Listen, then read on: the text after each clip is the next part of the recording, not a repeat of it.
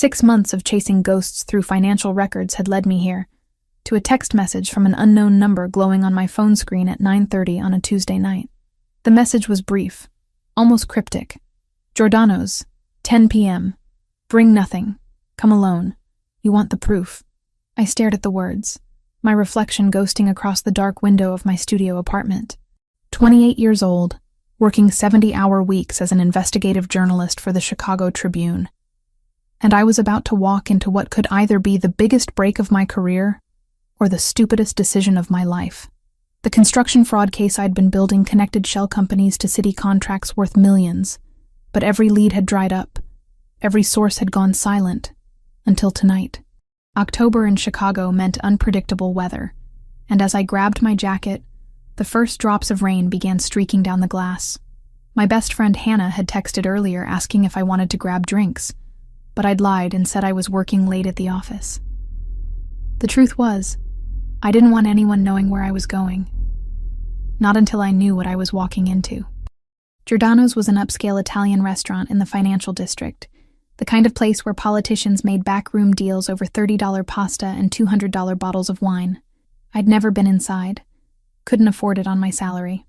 The entire investigation had started when I noticed the same restaurant appearing on expense reports for 3 different construction executives, all on the same nights, all billing different companies. Coincidence didn't exist in my line of work. I took the red line downtown, watching my fellow passengers through the scratched window. A woman in scrubs nodded off against the pole, exhausted from her shift. 2 college kids laughed over something on a phone screen.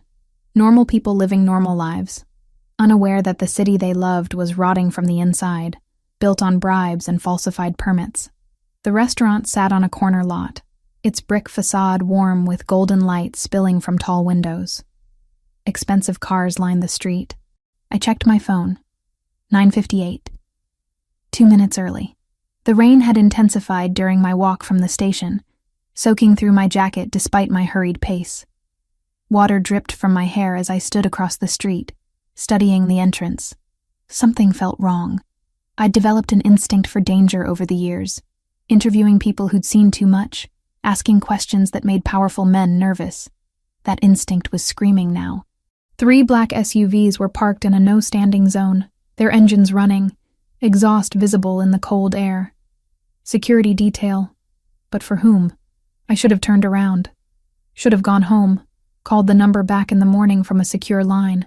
Instead, I crossed the street, dodging a taxi that honked angrily.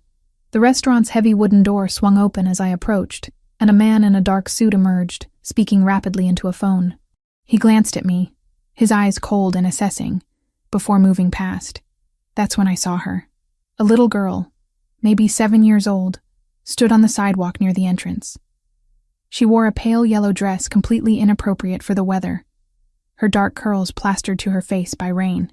She was alone, frozen, her eyes wide with something that looked like terror. "Hey," I called out, my reporter instincts momentarily overriding my caution. "Are you okay? Where are your parents?" The explosion of gunfire answered before she could. The sound was deafening, glass shattering as bullets punched through the restaurant's front windows. People inside screamed. The little girl stood completely still, paralyzed by fear, directly in the line of fire. I didn't think. Thinking would have meant hesitation, and hesitation would have meant death. I ran toward her, my shoes slipping on the wet pavement. 4 strides. 3. 2. I collided with her small body and wrapped my arms around her as we fell. My shoulder hit the concrete hard, pain exploding through my left side, but I kept rolling, using my momentum to drag us both behind a parked Lexus. The world had contracted to a series of snapshots. The girl's racing heartbeat against my chest. The acrid smell of gunpowder mixing with rain. More shots, so many I couldn't count them. Metal punching through metal as bullets found the car sheltering us. I pressed the girl's face into my shoulder, trying to shield her ears from the noise. One round hit the Lexus's rear quarter panel inches from my head. Another shattered the back window, raining safety glass down on us. A third punched through the door, and I felt something hot slice across my shoulder. The shootout lasted maybe 2 minutes.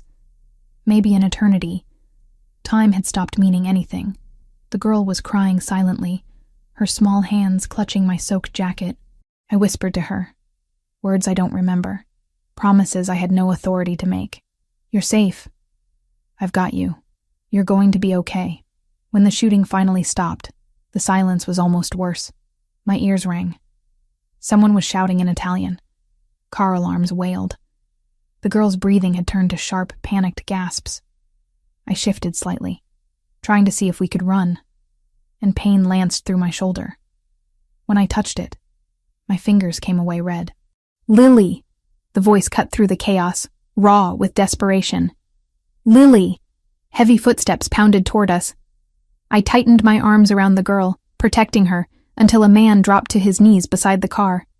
He was large, well over 6 feet, with shoulders that strained against his tailored charcoal suit.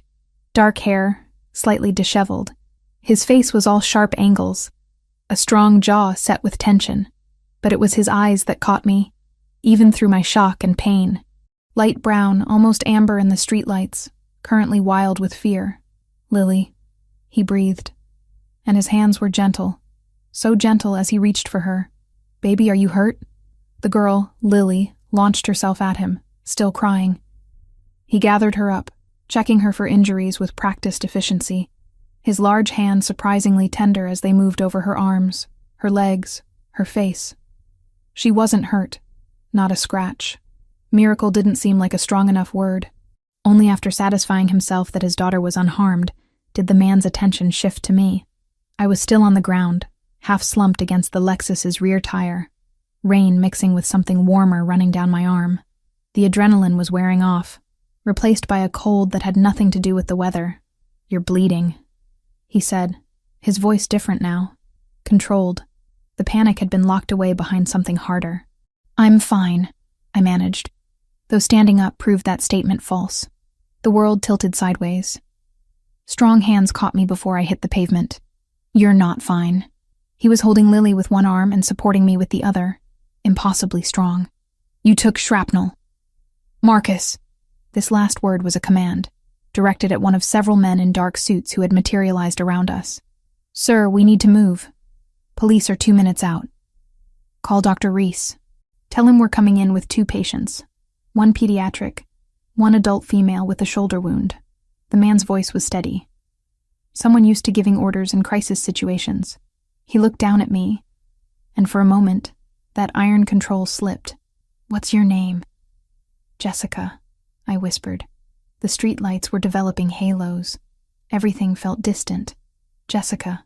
He repeated it like he was memorizing it. I'm Anthony. You saved my daughter's life.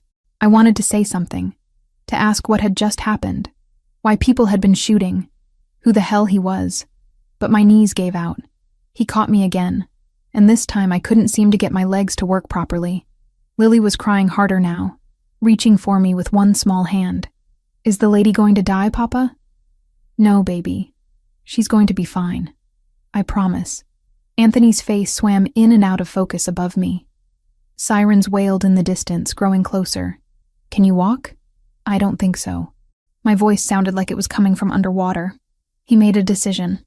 In one fluid motion, he passed Lily to one of his men and swept me up. The movement sent fresh agony through my shoulder, and I gasped. I know. I'm sorry. Stay with me, Jessica. His face was close to mine now. I could see a small scar above his left eyebrow, the precise line of his jaw. Stay awake. What happened? I managed. Who were they? Later. Right now you need a doctor. He was moving fast, carrying me toward one of the black SUVs. Marcus, bring Lily. Alicio, handle the police. Anthony, one of the men started. She's a civilian. She saved my daughter. Anthony's voice went cold as winter. That makes her under my protection. Anyone have a problem with that? No one did.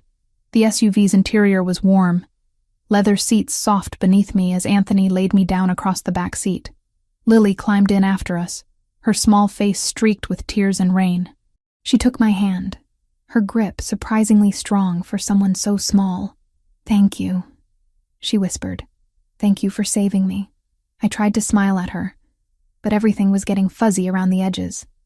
Anthony was talking on the phone, giving terse instructions to someone. I caught fragments. 10 minutes. Prepare, or if needed. I don't care what it costs. His hand found mine, large and warm, carefully avoiding the shoulder that was now throbbing with each heartbeat. Jessica, stay awake. Look at me. I forced my eyes to focus on his face. Who are you? Someone who owes you everything. His thumb brushed across my knuckles, the gesture oddly intimate.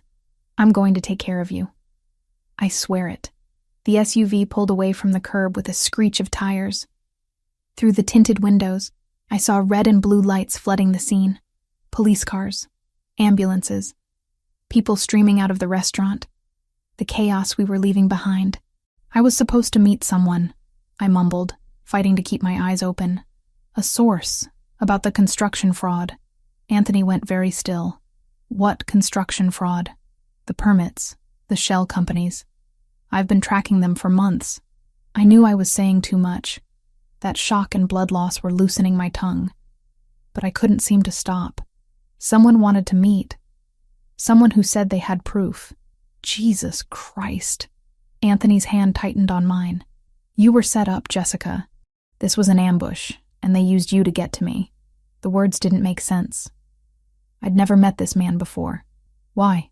Because you're a journalist investigating the wrong people. And they knew I'd be at that restaurant tonight with my daughter. His jaw clenched.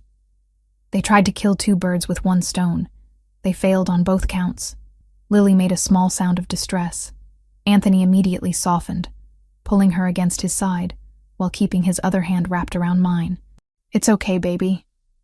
We're safe now, thanks to Jessica. The 7-year-old looked at me with solemn dark eyes. Are you going to be my friend now? I managed a weak smile. I think I'd like that. Good. She nestled closer to her father but didn't let go of my hand. Papa's friends are always safe. Nobody hurts Papa's friends. The statement should have been childish nonsense. Instead, it sounded like she was repeating something she'd learned from experience. My reporter brain tried to process that, to fit it into a framework that made sense. But consciousness was slipping away. Jessica. Anthony's voice cut through the fog. I need you to understand something. You saw what happened tonight. You're going to have questions. But right now you need to trust me. Can you do that? I should have said no. Should have demanded answers. Demanded to be taken to a regular hospital. Demanded to know what I'd stumbled into. Instead, I found myself nodding. This man, this stranger, had terror in his eyes when he thought his daughter was in danger. He'd held me like I was something precious rather than a complication. He'd promised to protect me, and some instinct deeper than logic told me he meant it. I trust you, I whispered. Something fierce and protective blazed in his eyes. Then close your eyes. When you wake up, I'll explain everything. Promise? I promise. He leaned closer, his voice dropping to something meant only for me. You saved the most important person in my world tonight. I owe you a debt I can never repay. But I'm going to spend as long as it takes making sure you never regret the choice you made. The SUV took a sharp turn. Buildings I didn't recognize flashed past the windows.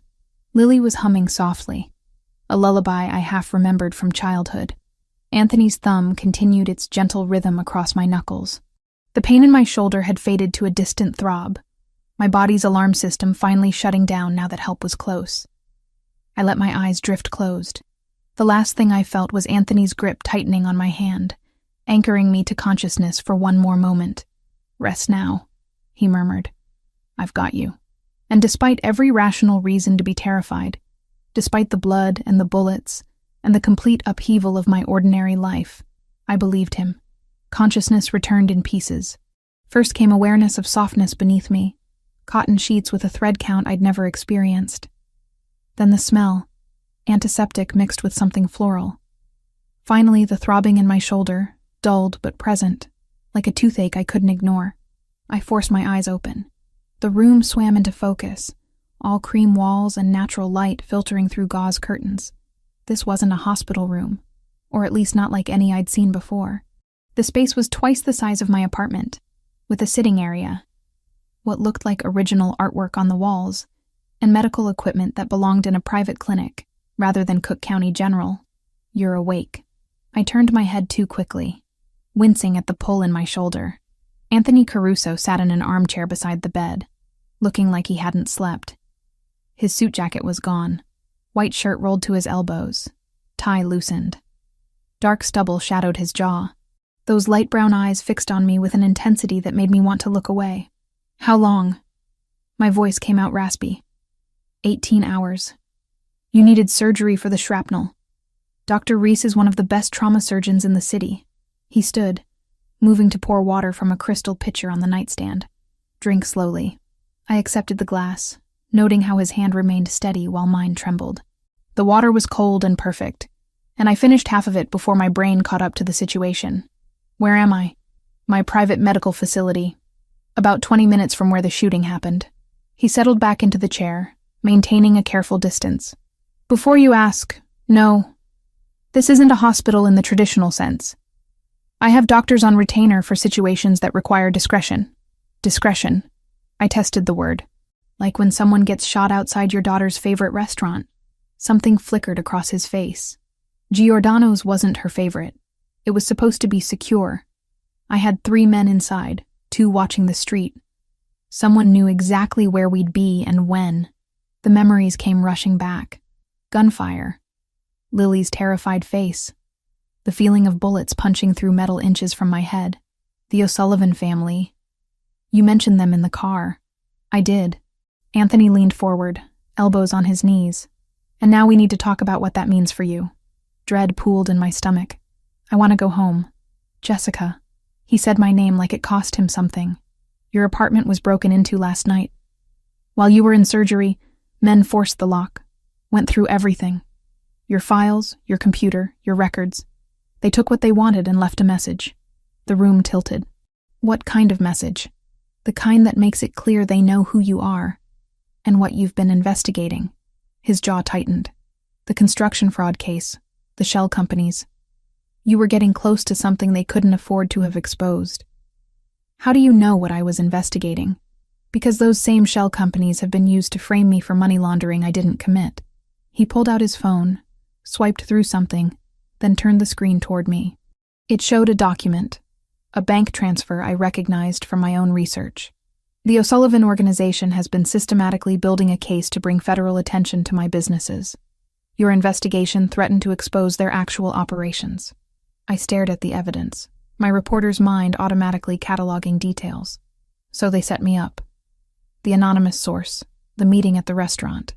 Yes, they wanted to kill 2 birds with 1 stone. Eliminate me and my daughter, discredit or silence a journalist who was getting too close. His expression went cold. They failed on both counts because you threw yourself between a 7-year-old and a gunfight. My phone. I needed my phone. I tried to sit up, gasping when pain lanced through my shoulder.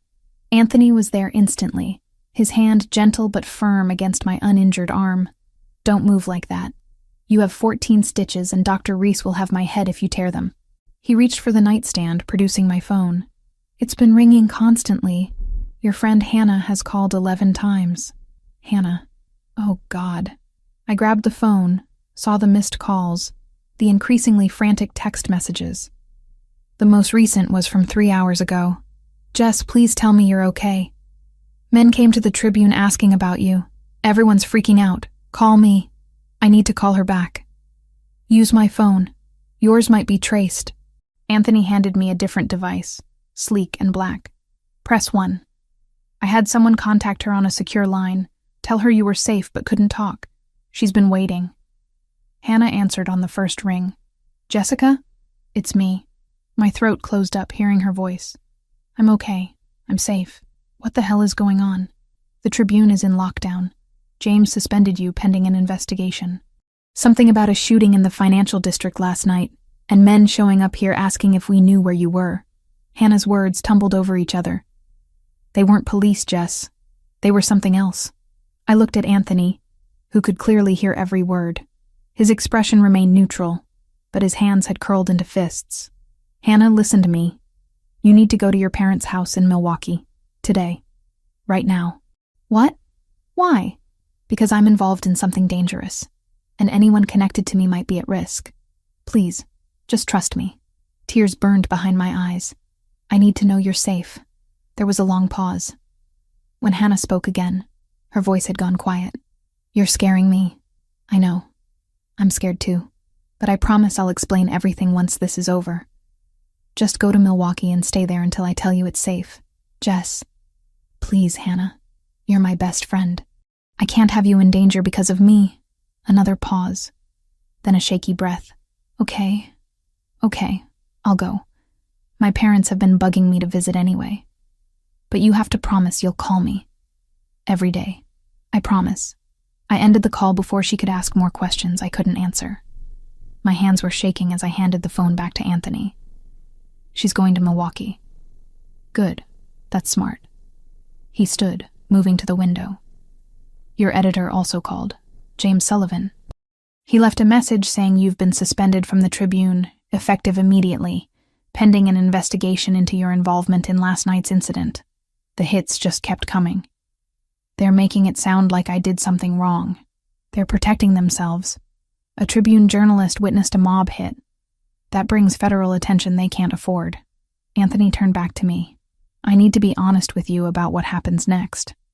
The O'Sullivan family knows you were there. They know you saved Lily, and they know you saw their faces. So I'm a witness.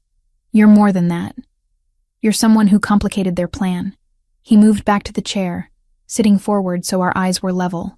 I can offer you protection, a secure location, resources, time to figure out your next move. But I need you to understand what you're walking into if you accept. What am I walking into?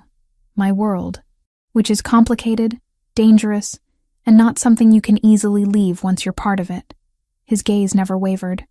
I run a family business that operates in gray areas of the law. I won't lie to you about that. But I also have resources that can keep you safe when traditional law enforcement can't. My head was pounding. This was insane. Accepting protection from a man who just admitted to criminal activity. But what were my alternatives? Go back to an apartment that had been broken into? Wait for the O'Sullivan family to make another attempt? Hope that a suspension from the Tribune meant I was safe? Just for a week, I heard myself say. Until things calm down. Until I can figure out what to do. Something like relief crossed Anthony's face. A week. That's fair. I have a property in Lake Forest, about 40 minutes from here. It's secure, private. Lily will be there, and we have staff who can provide anything you need. I need to see my apartment first. See what was taken. That's not advisable. I don't care. I pushed myself up, gritting my teeth against the pain. Those were years of work, research that could expose corruption across multiple city departments. I need to know what they took. Anthony studied me for a long moment, then nodded. I'll arrange an escort. But we leave as soon as Dr. Reese clears you, and we don't stay long. 2 hours later, after the doctor examined my shoulder and reluctantly agreed I could be mobile, I was in the back of another black SUV. Anthony sat beside me, while Marcus drove, and another man I didn't recognize rode in the passenger seat. Both were armed. I could see the bulge of holsters beneath their jackets. My neighborhood looked different in daylight, shabbier somehow. The building where I'd lived for 3 years needed paint. Trash had collected against the curb. Anthony's security detail made us look like we were visiting from another planet. Stay close, Anthony said as we entered the building. He'd insisted on coming up with me, leaving Marcus and the other man to watch the street. My apartment door had been repaired, but not well. The frame was cracked where the lock had been forced. Inside was worse. They'd torn the place apart. My desk drawers hung open. Contents scattered. The filing cabinet where I'd kept hard copies of everything was empty. Even my bulletin board had been stripped, every photo and document gone. I stood in the center of the wreckage, feeling violated in a way I hadn't when I was shot. This was my home, my work, my life. Jessica. Anthony's voice was gentle. We should go. 3 years, I whispered. 3 years of research. Gone. Not gone. They took it because you were close to something real. That means it exists, and it can be found again. He touched my elbow carefully. But not here. This place isn't safe. I was about to agree when my phone buzzed. The screen showed a text from a number I didn't recognize. We know where you live. We know who your friends are. Stop looking. Last warning. Anthony had seen it too. His face went hard. We're leaving. Now. We made it down 2 flights of stairs before we heard the smash of breaking glass. Anthony immediately pushed me behind him, his hand going to a gun I hadn't known he was carrying. Marcus appeared at the bottom of the stairs, weapon drawn. "Someone just threw a brick through the windshield," he reported. Message painted on it. We emerged onto the street to find my car, my ancient Honda that barely ran, completely destroyed. All 4 tires had been slashed. The windows were broken. And across the hood in red spray paint, "Watch your back." People had gathered to stare. A woman I recognized from the 2nd floor had her phone out, filming. This would be all over social media within an hour. Jessica Turner, suspended Tribune journalist, now connected to organized crime and property destruction. My phone rang. James, my editor. I answered on autopilot. "Jessica, where are you?" He didn't sound angry. He sounded worried. "Outside my apartment. Someone just vandalized my car." "Christ. Listen, you need to understand the position the Tribune is in. We have to distance ourselves from whatever you're involved in. I'm sorry, but the suspension stands pending a full investigation. For your safety and ours. I understand." And I did. The Tribune couldn't afford to be associated with mob violence. "If you need anything..." He paused. "Be careful, Jessica. Whatever story you were chasing, it's bigger than either of us realized." He hung up. I stared at my destroyed car, at the crowd of neighbors filming everything, at the message that was really a threat. Anthony stood beside me, his presence solid and somehow reassuring despite everything. "The offer still stands," he said quietly. 1 week. Safe location. Time to think. Do I have a choice? There's always a choice, but some are better than others. My phone buzzed again. "Hannah. On the train to Milwaukee. Parents are picking me up at the station. Stay safe. Love you." At least she was safe. That was something. 1 week? I agreed, feeling the last of my resistance crumble. "But I want answers. About who you are. What the O'Sullivan family wants. All of it. You'll have them." Anthony gestured to the SUV. "Let's get you somewhere secure. This neighborhood is compromised." As we pulled away from my ruined car and invaded apartment, I watched everything I'd built in Chicago recede in the side mirror. My job was suspended. My home was destroyed.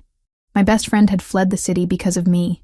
In less than 24 hours, my entire life had been dismantled. And the only person offering to help was a man who admitted he lived outside the law. I should have been terrified. Instead, I felt a strange clarity settling over me. I'd spent years chasing corruption, trying to expose the rot beneath Chicago's surface. Now I was being pulled into the heart of it. And maybe that was exactly where I needed to be, to finally understand the truth. Anthony's hand rested on the seat between us, not touching me but close. A reminder that I wasn't alone in this, even though I barely knew him, even though trusting him might be the biggest mistake of my life. "We'll figure this out," he said, as if reading my thoughts. "I promise you that." I wanted to believe him. God help me, I did. The mansion in Lake Forest was nothing like I'd imagined. Set back from the road behind iron gates and mature oak trees, the estate sprawled across what must have been acres of manicured grounds. The main house was 3 stories of pale stone and tall windows, elegant without being ostentatious. As we pulled up the circular drive, I caught sight of armed men positioned discreetly around the property. Security, but the kind that blended into the landscape. "This is where you live?" I asked as Anthony helped me out of the SUV, careful of my injured shoulder. "One of the places. This is the safest." He guided me up stone steps to massive wooden doors that opened before we reached them. A woman in her 50s stood in the entrance, her gray hair pulled back in a neat bun, her expression warm but assessing. "This is Maria," Anthony said. "She manages the household. Maria, this is Jessica Turner. She'll be staying with us for a while. Welcome, Miss Turner." Maria's handshake was firm, but gentle. "Your room is ready on the 2nd floor. Mr. Caruso mentioned you'd need quiet and rest." That first day passed in a haze of exhaustion and pain medication. My room was larger than my entire apartment had been, decorated in soft grays and creams with French doors that opened onto a small balcony overlooking the gardens. I slept most of the afternoon, waking only when Maria brought soup and fresh bread that I barely touched. Lily appeared in my doorway around sunset, still wearing her school uniform, a blue plaid jumper over a white shirt. She clutched a stuffed rabbit that looked well-loved. "Can I come in?" Her voice was small, uncertain. "Of course." I pushed myself up against the pillows, wincing. She climbed onto the chair near the bed, legs swinging. "Papa said you need to rest because you got hurt saving me. Your papa's right about the resting part. Does it hurt a lot?" Her dark eyes were serious, too serious for a 7-year-old. "Some, but I'll be okay." I studied her face, seeing Anthony in the shape of her jaw, the intensity of her gaze. "How are you doing? That was pretty scary." Lily hugged her rabbit tighter. "I have nightmares sometimes. But Papa says nightmares can't hurt you. Only real things can. And he makes sure real things don't hurt me." The matter-of-fact way she said it broke something inside me. This child had learned too young that the world was dangerous, that safety required constant vigilance and armed guards. "Your papa seems like he takes very good care of you." "He does." She smiled then, bright and genuine. "He said you're brave. Are you going to stay with us forever?" "Just for a little while, until things get safer." "Oh." She looked disappointed. "I hoped you'd stay. Papa needs someone brave. And I liked when you sang to me. In the car, when I was scared." "Do you remember?" "I didn't, actually. The whole night was fragments, pieces that didn't quite fit together. But I nodded anyway. "I remember. Will you sing to me again sometime?" "If you want me to." That seemed to satisfy her. She hopped down from the chair, then turned back at the door. "I'm glad you're here, Jessica, even if it's just for a little while." After she left, I lay back against the pillows, staring at the ceiling. Day 1 in Anthony Caruso's world, and already the lines between victim and participant were blurring. The second day, I felt more human. The pain in my shoulder had dulled to a persistent ache, manageable without the heavy medication. I made my way downstairs in the late morning, finding the house quiet except for the distant sound of voices from somewhere deeper in the property. Maria appeared as if summoned, offering breakfast and coffee in a sun-filled kitchen that would have made any chef weep with envy. I ate mechanically, my mind already working through what I needed to do next. The anonymous source. The number that had lured me to that restaurant. I pulled out the phone Anthony had given me and dialed it from memory. The tone was wrong before anyone answered. That flat electronic sound that meant the number was no longer in service. Disconnected, or never real to begin with. "Damn it," I muttered. "Problem?" Anthony's voice made me jump. He stood in the kitchen doorway, dressed more casually than I'd seen him before. Dark jeans and a gray Henley that emphasized his build. He looked tired. Shadows under those amber eyes. The number that texted me. The source that wanted to meet. "It's dead. They would have burned it immediately after the attempt failed." He moved to pour himself coffee. "Professional operators don't leave trails." So it was definitely a setup. They knew I'd been investigating the construction fraud, knew I'd respond to an offer of proof, which means someone inside your investigation circle talked. Or someone's been monitoring your communications for weeks. He leaned against the counter watching me. The O'Sullivan family has resources, connections in places you wouldn't expect. My stomach turned. Someone I'd talked to, someone who knew what I was working on, had sold me out. I need to warn my other sources, the people who've been helping me. Can't do that. Any contact you make could be traced back to them, put them in more danger. Anthony's voice was firm, but not unkind. For now, silence keeps them safer than a warning would. I hated it, but he was right. I tried Hannah's phone next, needing to hear her voice, to know she'd made it to Milwaukee safely. The call went straight to voicemail. She'd probably turned off her phone or was already at her parents' house, keeping a low profile like I'd asked. "She's smart," Anthony said, reading my expression. "Going dark is the right move." "I know. I just hate that she had to run because of me. She ran because dangerous people are looking for you. That's not the same as it being your fault." He set down his coffee. "You didn't create this situation, Jessica. You stumbled into something that was already happening." By the third day, I was going stir-crazy. The mansion was beautiful, the grounds were peaceful, but I felt like a prisoner in a gilded cage. I found Anthony in what appeared to be a home office, speaking rapid Italian into his phone. He held up one finger when he saw me, finishing his conversation before hanging up. "I need to work," I said without preamble. "I can't just sit around. I'll lose my mind." "What kind of work?"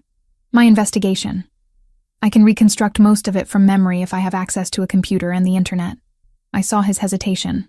"Look, I understand security concerns, but I'm a journalist. Research is what I do. I need to feel useful." He studied me for a long moment, then nodded. "I'll have a laptop brought to your room. Clean machine, secure connection. But I need you to understand that anything you access online creates a potential trail. I'll be careful. Public databases only. Nothing that requires Tribune credentials. Fair." He stood, moving around the desk. "There's something else you should see. Since you're going to be here for a while, you might as well understand how things work." He led me through the house to a section I hadn't explored yet. We passed a large dining room where a woman was polishing silver, descended a short flight of stairs, and emerged into what looked like a command center. Computer monitors lined one wall, showing various security camera feeds from around the property. 2 men sat at workstations, one speaking quietly into a headset. "We monitor everything within a 2-mile radius," Anthony explained. "Anyone approaches the property, we know about it. The gates are reinforced steel. The windows are bulletproof. The house has a safe room in the basement that could withstand a direct assault for hours.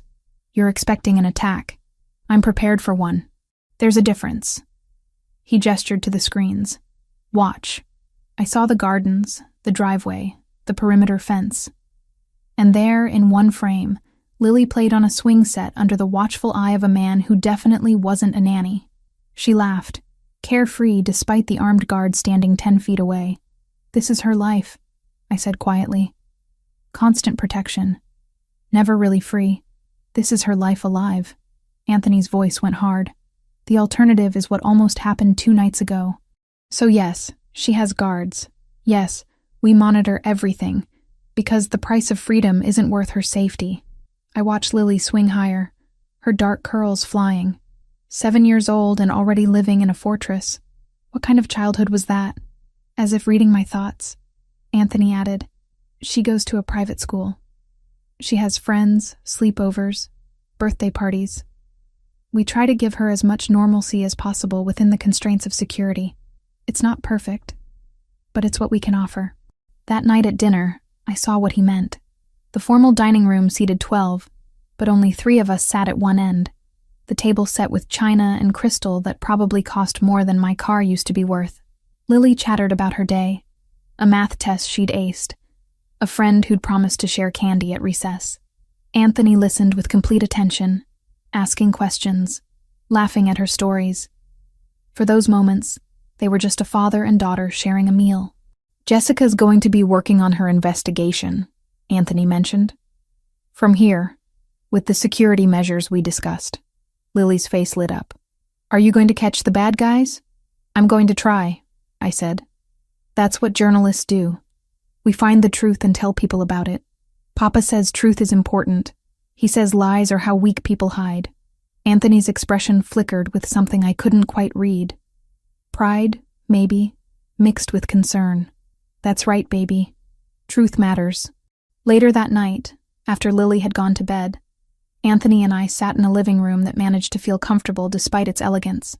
He'd poured himself scotch, offered me wine that I'd declined in favor of water.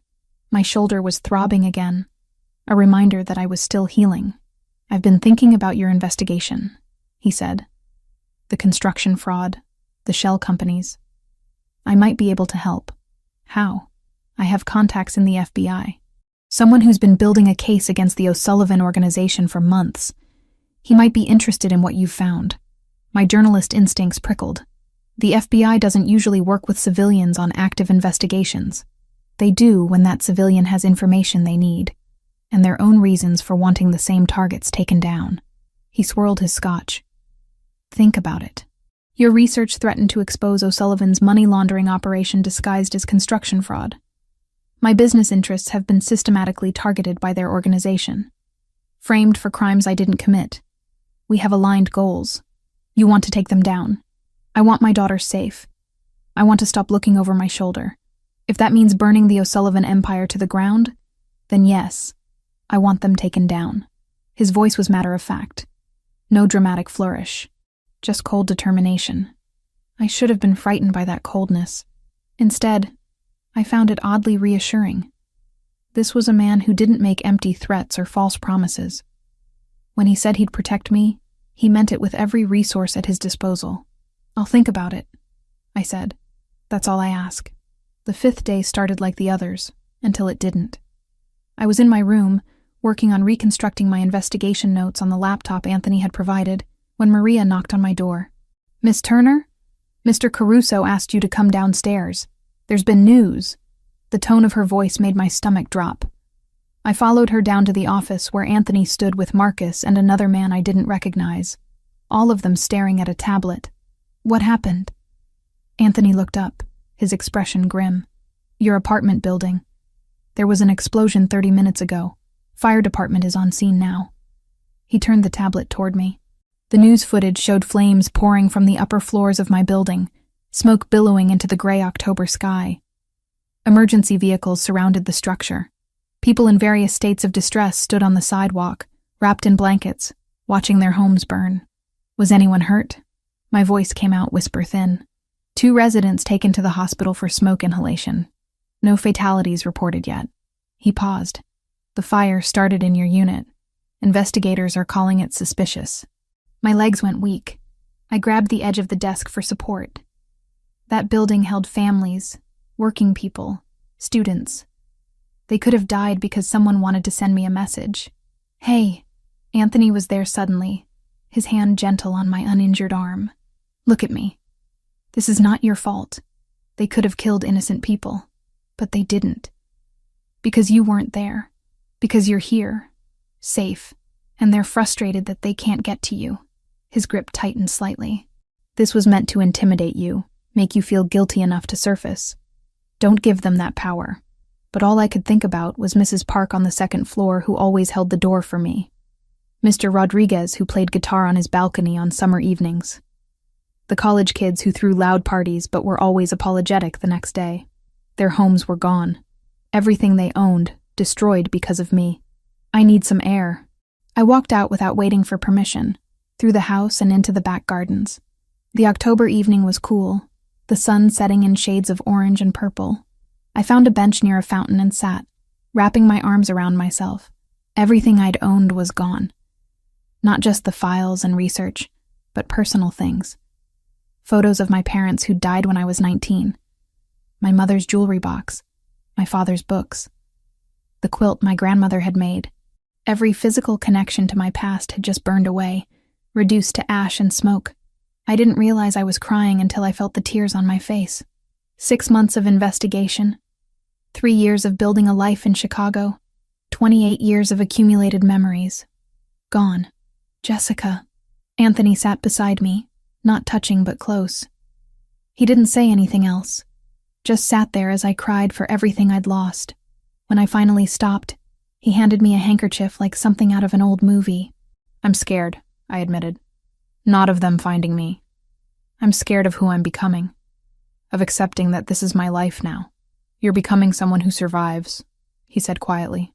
"There's no shame in that. I lost everything." "No. You lost things. There's a difference." He turned to face me. "I know it doesn't feel like it right now, but things can be replaced. Your life can't. Your safety can't. And as long as you're under my protection, both of those are guaranteed." I looked at him, really looked at him. This man who'd opened his home to a stranger, who'd promised to keep me safe without asking for anything in return, whose daughter treated me like I belonged here. He wasn't a white knight. He operated outside the law, probably did things I'd rather not know about.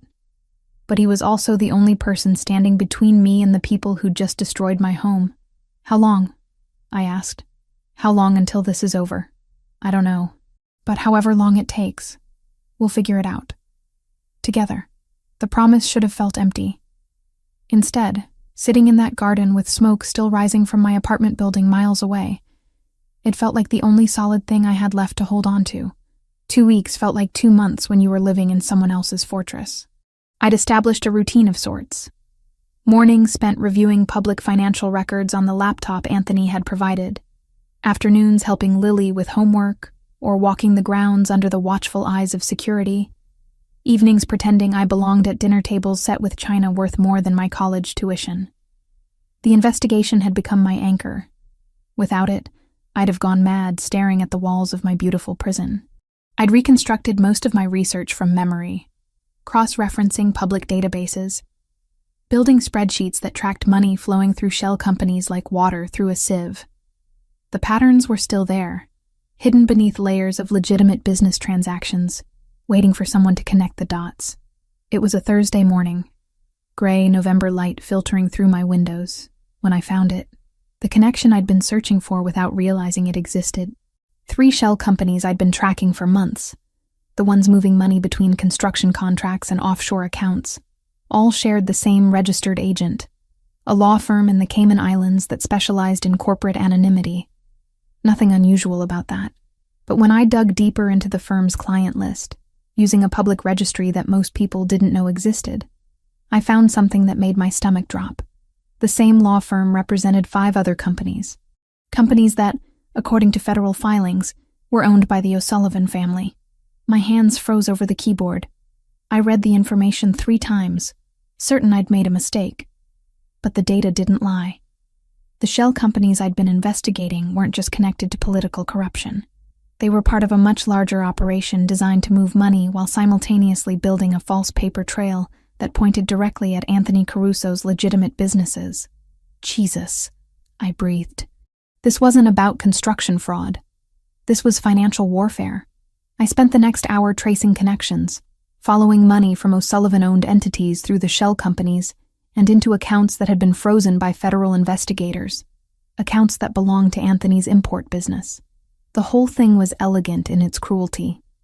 Use shell companies to launder O'Sullivan money while creating documentation that made it look like Anthony was the one laundering funds. My investigation had threatened to expose the scheme before it could be fully executed. That's why they'd tried to kill me. Not because I was getting close to exposing political corruption, but because I was about to blow open a setup that had probably taken years to construct. I needed to tell Anthony. But doubt crept in, whispering questions I didn't want to ask. What if I was wrong? What if showing him this information made me look like I was taking sides in something I didn't fully understand? What if he already knew, and my bringing it up exposed me as naive? The internal debate kept me paralyzed at my laptop for another hour, staring at numbers that told a story I wasn't sure I wanted to be part of. Finally, I saved everything to an encrypted folder and went downstairs, my heart hammering against my ribs. I found Anthony in his office, but he wasn't alone. Through the partially open door, I could see 3 men in dark suits seated across from him. One I recognized as Marcus. The other 2 were unfamiliar, but they carried themselves with the same controlled tension as Anthony's security team. The accounts were frozen yesterday, one of the unfamiliar men was saying. His voice carried an edge of frustration. No warning, no explanation. Federal investigators just locked down $3 million in operating capital. Vincent, I need specifics. Anthony's voice was cold, controlled. Which accounts? Which investigators? The import business, the wine distribution, and the restaurant group. All of them flagged for suspicious activity. Vincent, a man in his early 40s with salt and pepper hair and a face that suggested he'd seen too much, pulled out a tablet. They're claiming evidence of money laundering. Wire transfers that match patterns of criminal activity. That's impossible. Anthony's hand curled into a fist on his desk. Every transaction through those businesses is documented, legitimate, and above board. I make damn sure of that. Someone's planting evidence, Marcus said quietly. Has to be. The timing's too convenient. Right after they failed to take you out. I should have walked away. Should have gone back upstairs and waited for a better time. Instead, I knocked on the doorframe. All 4 men turned to look at me. Anthony's expression shifted from cold fury to something more guarded. Jessica, this isn't a good time. I know, but I found something. Something you need to see. I held up the laptop. About the accounts being frozen. And who's really behind it. Vincent stood, his hand moving toward his jacket in a gesture that made my pulse spike. Anthony held up one hand. It's fine. She's the journalist I mentioned. The one investigating the construction fraud. He looked at me. What did you find? I moved into the office, aware of 3 sets of eyes tracking my movements. Setting the laptop on Anthony's desk, I pulled up the spreadsheet I'd created. The shell companies I was investigating. The ones moving money through construction contracts. They're all registered through the same law firm as 5 companies owned by the O'Sullivan family. Silence. Then Vincent leaned forward. Show me. I walked them through it, pointing out connections, tracing money flows, demonstrating how funds moved from O'Sullivan operations through the shell companies and into accounts designed to look like they belonged to Anthony's businesses. With each new piece of evidence, Vincent's expression grew darker. They're framing you, I said, looking at Anthony. Building a case using money laundering infrastructure they control, making it look like you're the one running illegal operations. My investigation threatened to expose the shell companies before they could fully execute the setup. Anthony stared at the screen, his jaw working. When he finally spoke, his voice was dangerously quiet. How long has this been running? Based on the corporate filings? At least 18 months, maybe longer. I scrolled through more data. They've been patient, building layer upon layer of false documentation. If federal investigators follow the money without understanding the full picture, it leads straight to you. Son of a bitch. Vincent slammed his palm against the desk. Patrick O'Sullivan's been playing us for over a year. And we didn't see it. Anthony's hands were flat on the desk, his knuckles white. Because we were looking for direct threats, not financial sabotage. Marcus spoke up. This changes things. If we can prove the setup, we can clear the accounts and go after O'Sullivan for the frame job.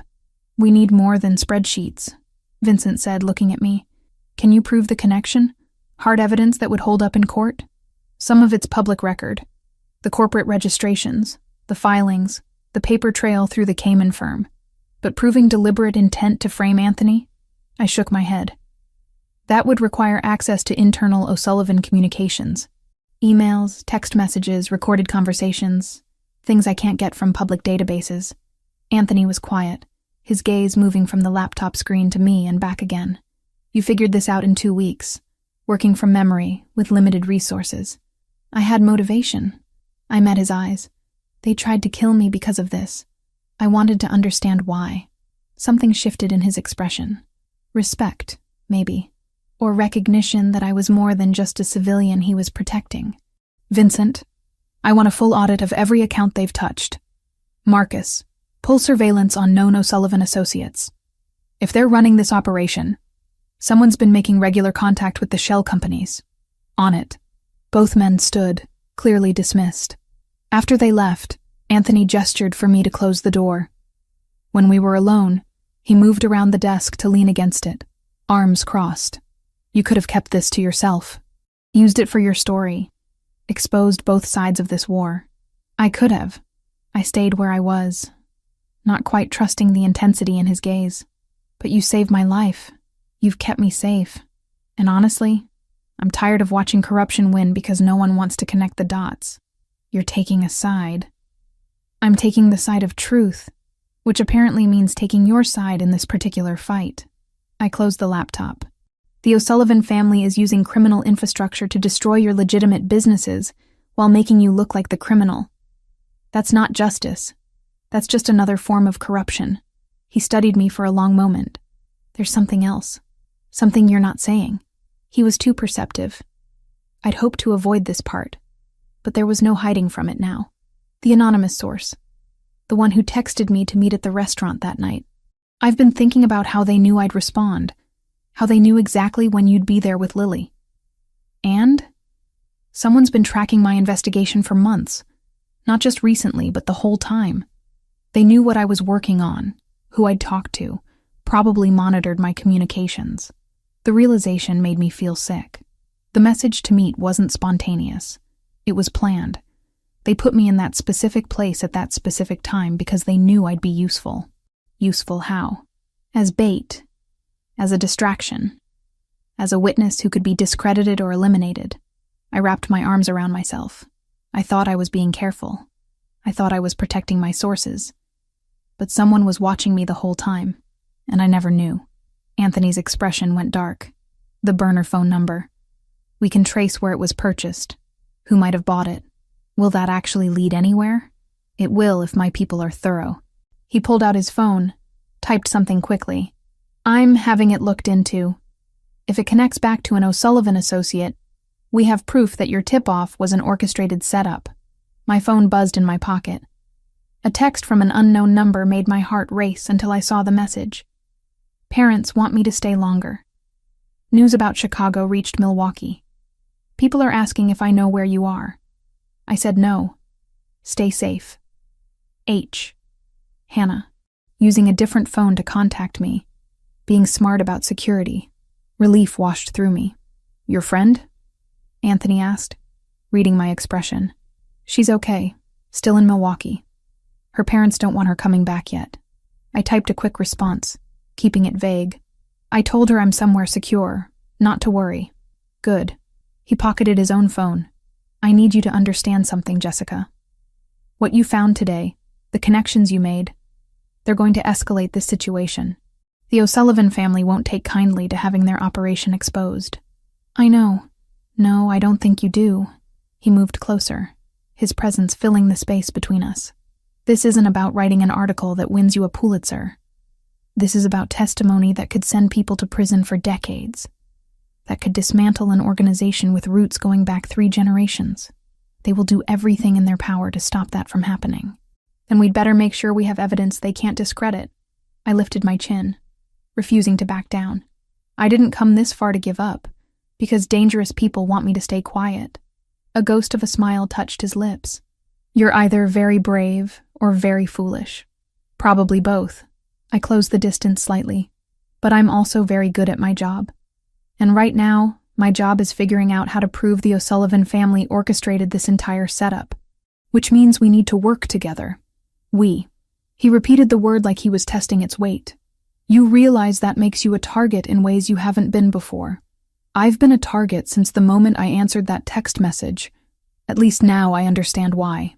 He held my gaze for another moment, then nodded slowly. All right. We do this together. But on my terms, with my security protocols. No more solo investigation. No more taking risks without backup. Agreed. And Jessica? His voice dropped lower. Thank you. For bringing this to me instead of walking away. For choosing to trust me when you had every reason not to. The sincerity in his words caught me off guard. You're welcome. After I left his office, I went back to my room and sat on the edge of the bed, laptop open but forgotten. 2 weeks ago, I'd been a journalist chasing a corruption story. Now I was something else entirely. A witness. A target. A partner in taking down an organization that had probably killed people for far less than what I knew. The thought should have terrified me. Instead, I felt a clarity I hadn't experienced in months. I'd spent my career exposing truth from the sidelines, writing articles that occasionally changed policy but never really changed the game. Now I was in the game, playing for stakes that actually mattered. My phone buzzed again. This time, a message from Anthony. Vincent confirmed the burner phone was purchased by a known O'Sullivan associate 3 days before the restaurant ambush. You were right. It was a setup from the beginning.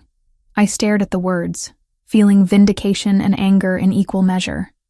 They'd used me, turned me into a weapon against someone I'd never met, gambling that my death or capture would create the chaos they needed. They'd gambled wrong, and now I was going to make sure they paid for it. The 4th week at the mansion brought an unexpected shift in dynamics.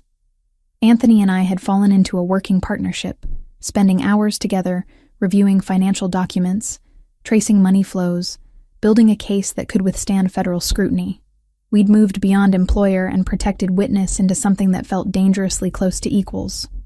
It was late afternoon. November sun slanting through the office windows when the package arrived. Marcus brought it in personally, his expression grim as he set the padded envelope on Anthony's desk.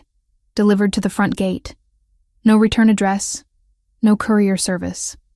Someone dropped it and left. Anthony's jaw tightened. He pulled latex gloves from a drawer before carefully opening the envelope. Inside was a flash drive and a handwritten note on expensive cardstock. I read over his shoulder. We have everything. Every file. Every source. Every connection. Walk away now, or we release it all. Distorted. Discredited. Your career ends. Your credibility dies. Last chance. What's on the drive? I asked, though dread already pooled in my stomach. Anthony inserted it into his computer, pulling up folder after folder. My research. All of it. Every interview transcript. Every financial record. Every piece of evidence I'd spent months collecting. But not just copies. They'd added their own annotations, falsified dates, inserted fabricated communications that made it look like I'd been coordinating with Anthony's organization the entire time. They're setting you up, Anthony said quietly, making it look like you weren't investigating corruption, but helping launder money through fake journalism. My hands curled into fists. Years of work turned into a weapon against me. If they release this, no one will believe anything I write ever again. That's the point. Discredit the journalist, bury the truth. He ejected the drive, handling it carefully.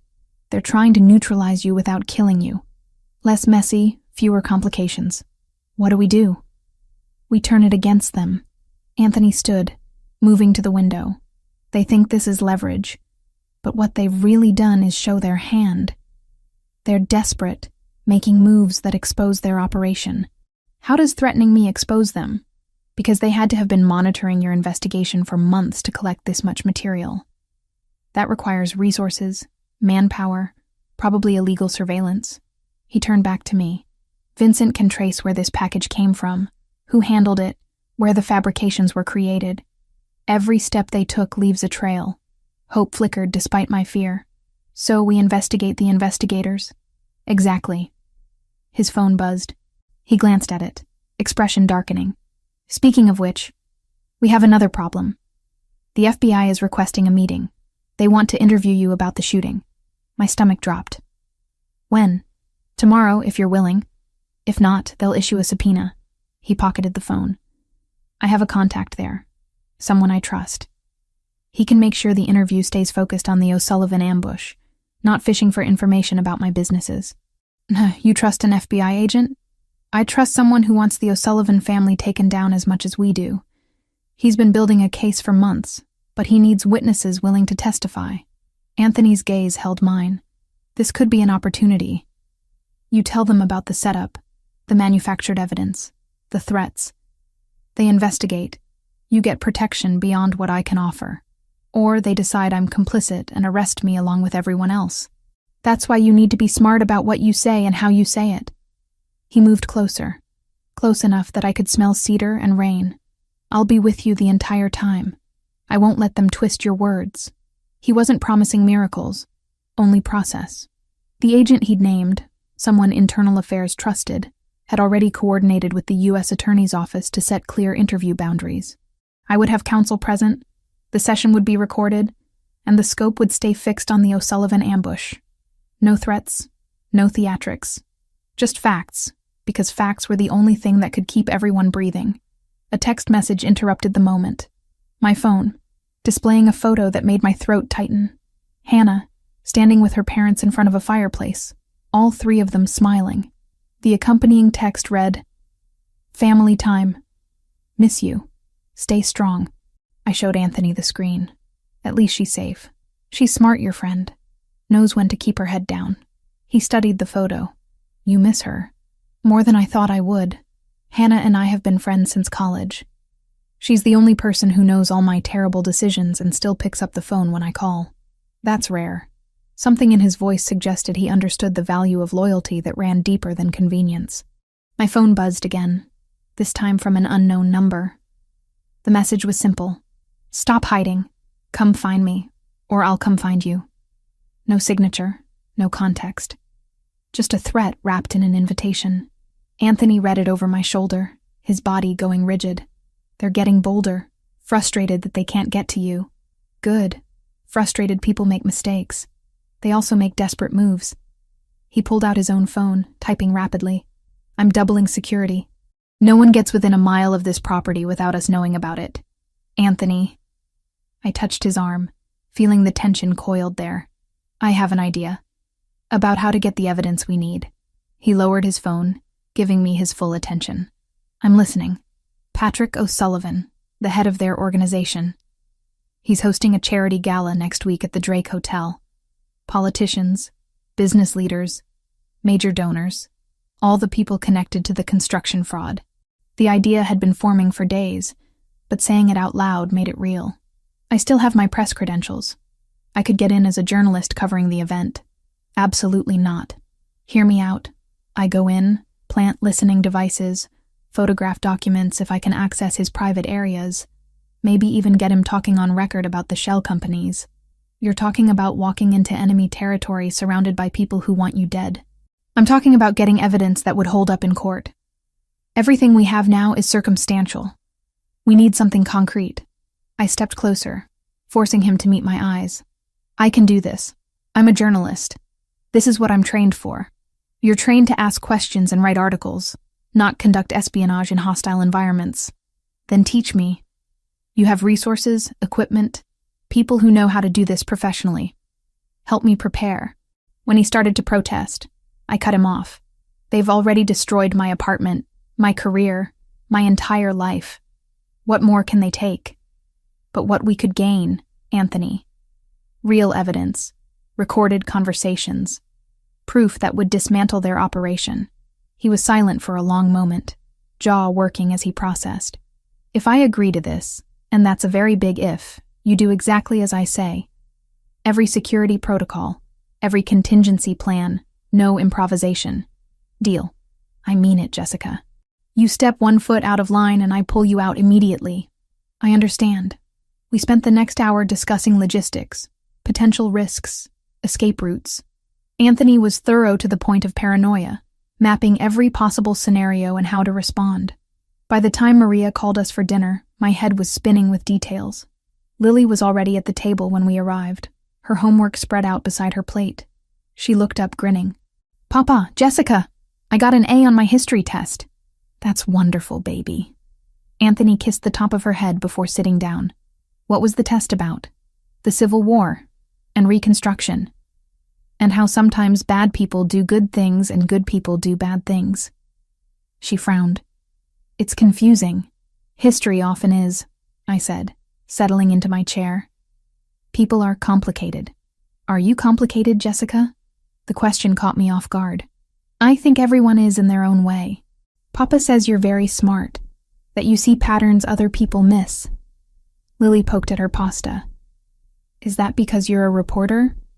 Partly, but also because I don't like unsolved puzzles. When things don't make sense, I need to figure out why. Me too. Her face lit up. Like, why do birds fly south for winter but squirrels stay? If it's cold for birds, isn't it cold for squirrels? Anthony and I exchanged glances, both of us fighting smiles. That's actually a very good question, he said. Maybe we should research it together this weekend. Dinner continued with easier conversation. Lily chattering about school and friends, and a birthday party she wanted to attend. For an hour, we were almost normal. A father, his daughter, and the woman temporarily living under his roof. Not a crime boss, a 7-year-old growing up behind fortress walls, and a journalist whose life had been blown apart by violence. The illusion shattered at 10:15. The alarms were different from anything I'd heard before, a sharp pulsing that made my heart race instantly. Anthony was moving before I fully processed the sound, grabbing his phone while simultaneously reaching for me. Safe room.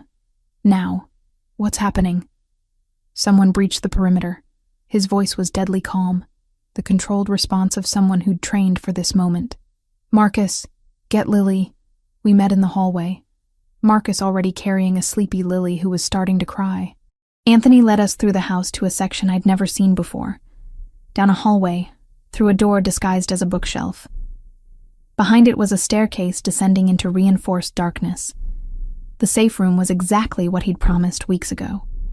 Steel walls, ventilation system, computer monitors showing security feeds from around the property. Provisions stacked in one corner, medical supplies in another. A room designed to withstand assault. How many? Anthony asked Marcus as we entered. At least 8 that we've spotted. Professional team, coordinated approach. They cut power to the perimeter cameras before moving in. O'Sullivan? Who else? Anthony pulled a handgun from a locked cabinet, checking it with practiced efficiency. Seeing him handle the weapon so casually drove home what I'd been trying to ignore for weeks. This man, who helped his daughter with homework and cooked breakfast on weekends, was also someone who knew exactly how to kill. Stay here. He looked at me, his expression harder than I'd ever seen it. Lock the door behind us. Don't open it for anyone except me or Marcus. Code word is Raven. If someone tries to get in without that word, assume they're hostile. You're going out there. It's my property, my people, my responsibility. He moved to the door, then paused. Jessica, keep Lily calm. She's been through this before, but it never gets easier. Then he was gone, Marcus following, the heavy door sealing behind them with a hydraulic hiss. The lock engaged with a sound like finality. Lily was crying harder now, curled in the corner with her stuffed rabbit. I sat beside her, wrapping my arms around her small body. She was shaking. Hey, I whispered. Remember what your papa said about nightmares? They can't hurt you. Only real things can. This is real. She sobbed. But we're safe. Look around. These walls are so thick nothing can get through them. We have food, water, air. Your papa made sure we'd be okay. I rocked her gently. And he's going to make sure those bad people leave. What if they hurt him?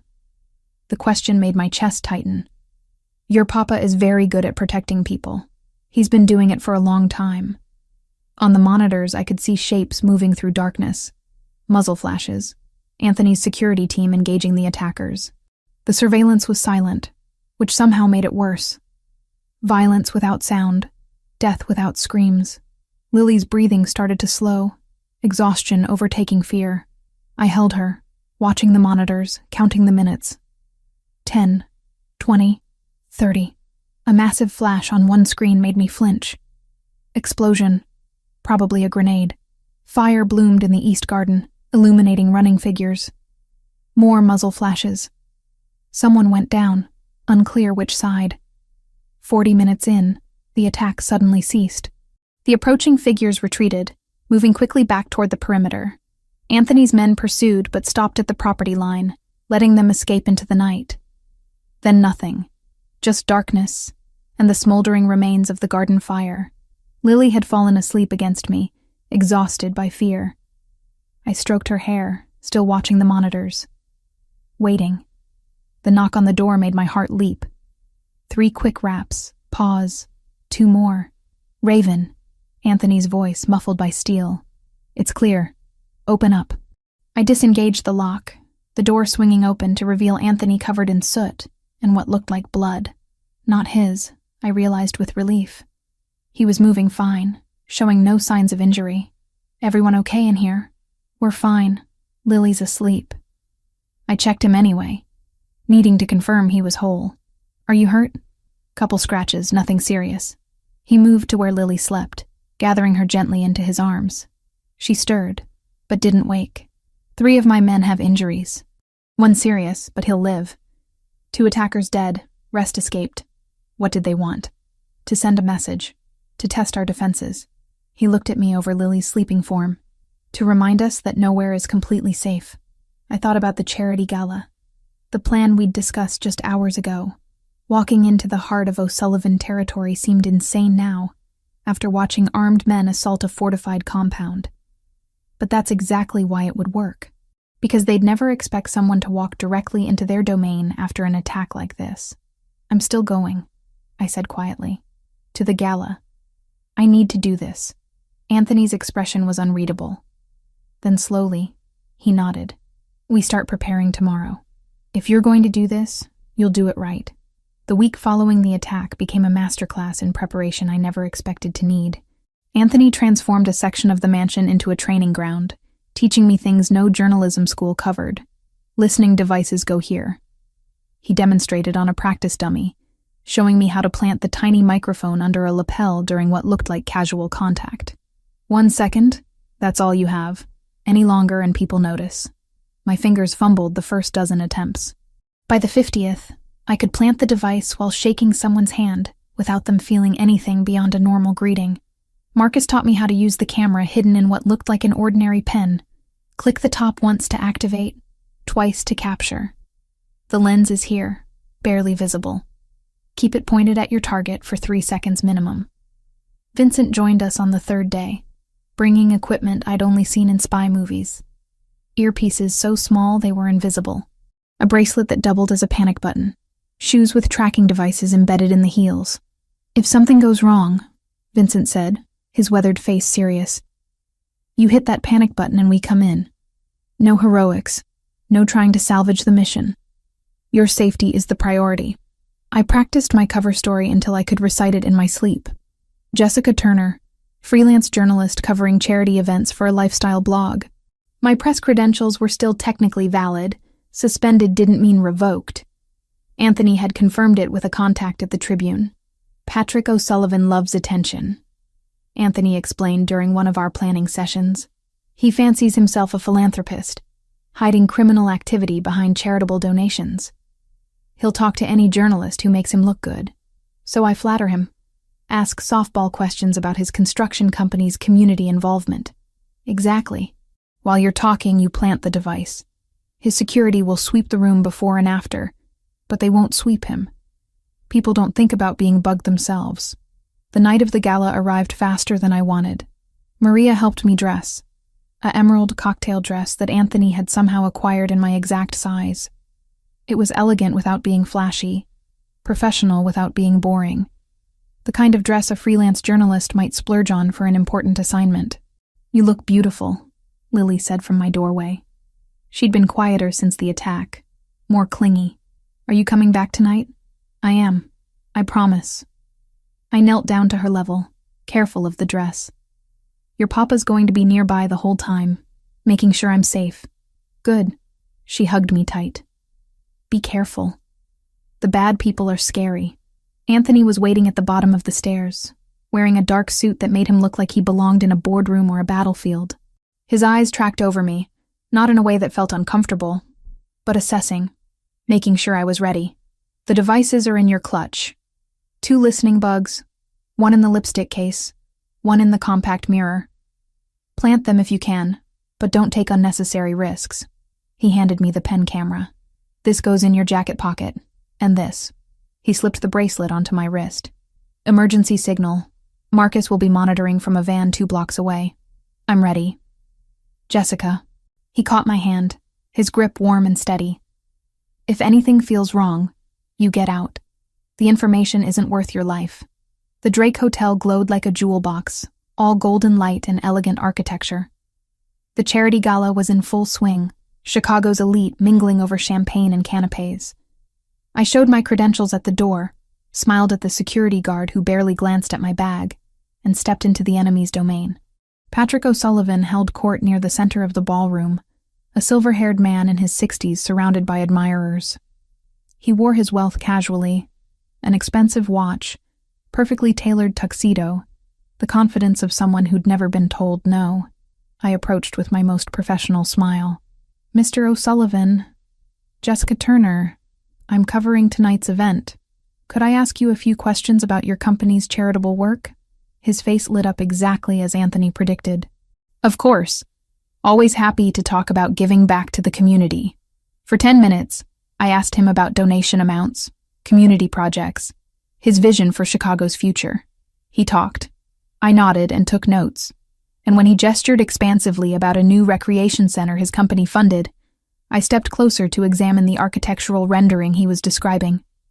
That's when I planted the first device, my hand brushing his lapel as I leaned in to see the image better. 1 second, just like Anthony taught me. O'Sullivan didn't flinch. "This is wonderful," I said, pulling back. "Your company is clearly committed to more than just profits. We believe in investing in people, not just buildings." He was warming to the topic, barely noticing when I adjusted my grip on the pen, activating the camera to photograph the architectural plans he'd so helpfully laid out. "Could I see your executive offices? I'd love to include some details about where the planning for these projects happens." He hesitated, then nodded. "Brief tour. I have other guests to attend to." The office was on the 2nd floor, accessed through a hallway guarded by a single security officer who stepped aside when O'Sullivan approached. Inside was exactly what I expected. Mahogany desk, leather chairs, walls lined with awards and photographs of O'Sullivan with various politicians and business leaders. "This is where the magic happens," he said with false humility. "Just a simple office for a simple man trying to do good." I photographed everything with the pen camera while pretending to admire the view. The desk held scattered papers, one folder partially open showing what looked like financial documents. When O'Sullivan turned to point out a particular award, I planted the second device under the edge of his desk, my movements smooth and practiced.